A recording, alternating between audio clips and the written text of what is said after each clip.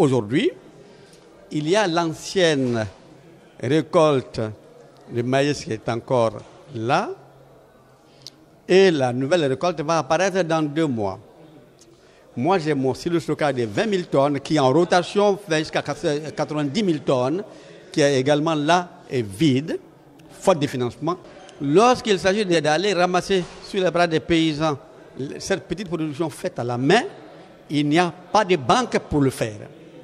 Le résultat, d'un côté, vous avez des silos de stockage qui sont vides, et de l'autre côté, des paysans qui se demandent, le ministère de l'Agriculture nous dit de produire pour que cette production soit enlevée. Mais quand cela n'est pas fait, riches que nous soyons en Afrique, nos enfants se demandent ce qu'ils deviendront demain.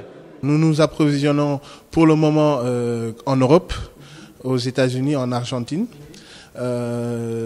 Pas pour des termes de qualité, mais surtout pour le transit time. Parce que il est très difficile de s'approvisionner dans la sous-région à cause du transit. Nous mettons autant de temps à importer des produits du Bénin, par exemple, qu'en Argentine. Au Bénin, on met à peu près 1 mois, 20 jours pour faire venir nos produits, tandis que si c'est en Argentine, c'est en 3 semaines et parfois même moins. Donc ce qui est inconcevable, sachant que le Bénin et le Sénégal, le nombre de kilométrage est largement inférieur à celui de l'Argentine.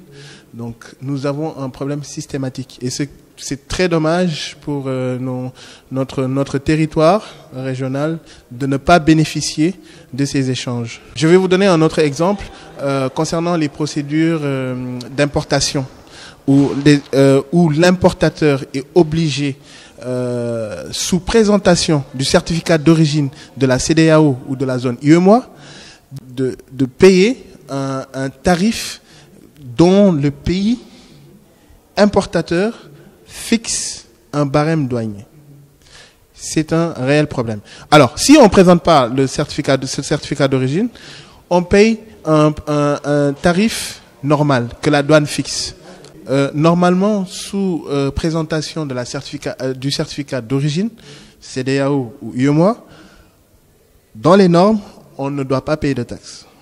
C'est pour ça que nous, en tant qu'agro-industrie, on préfère, parce qu'il faut qu'on limite nos coûts, on préfère acheter à bas prix en Amérique du Sud ou en Europe de l'Est. C'est pas, encore une fois, c'est pas la qualité. Parce que les gens pensent que c'est la qualité qui font que c'est pas la qualité. Parce que nous, on a un autre travail derrière à faire pour ressortir cette qualité-là.